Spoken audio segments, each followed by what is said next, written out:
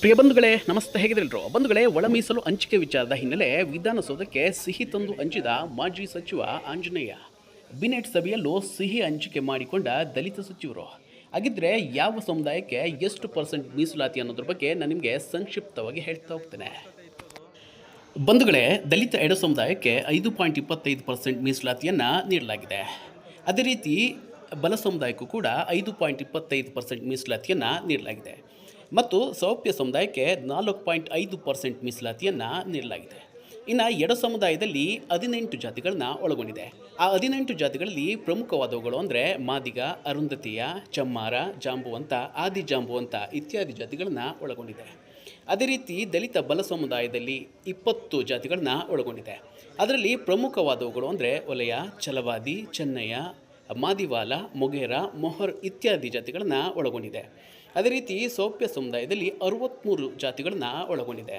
ಅದರಲ್ಲಿ ಪ್ರಮುಖವಾದವುಗಳು ಅಂದರೆ ಲಂಬಾಣಿ, ಬೋವಿ, ಕೊರಚ, ಕೊರಮ ಮತ್ತು ಅಲೆಮಾರಿ ಜಾತಿಗಳನ್ನು ಒಳಗೊಂಡಿದೆ. ಅದೇನೇ ಇರಲಿ ಬಂಧುಗಳೇ, ಸರ್ಕಾರಕ್ಕೆ ಕಗ್ಗಂಟಾಗಿ ಪರಿಣಮಿಸಿದ ಒಳ ಮೀಸಲಾತಿ ಹಂಚಿಕೆ ಹಿನ್ನೆಲೆ ಇದೀಗ ಸುಲಲಿತವಾಗಿ ಜಾರಿಯಾಗಿದೆ.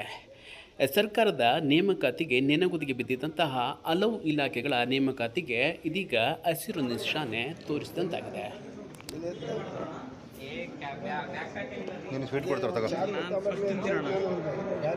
ಯಾಕಂದರೆ ಇವ್ರಿಗೆ ಅವಶ್ಯಕತೆ ಇತ್ತು, 5.5 ಮಾಡಿದ್ದಾರೆ. ಆದರೂ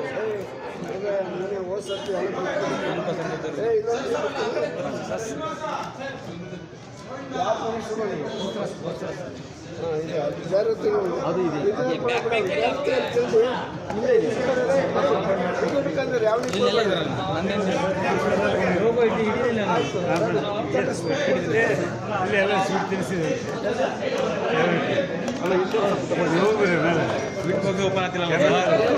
ಅಲ್ಲಿ ಇರೋದನ್ನೇ ಕೊಡೋಣ, ಅದರಲ್ಲೇ ಇರೋದ್ರಲ್ಲೇ ಕೊಡಿ ಸಾಂಕೇತಿಕವಾಗಿ.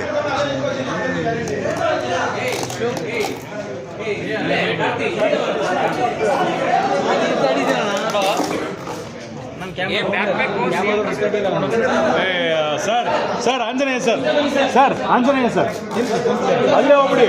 ಹೋಸರಾಜ್ ಸರ್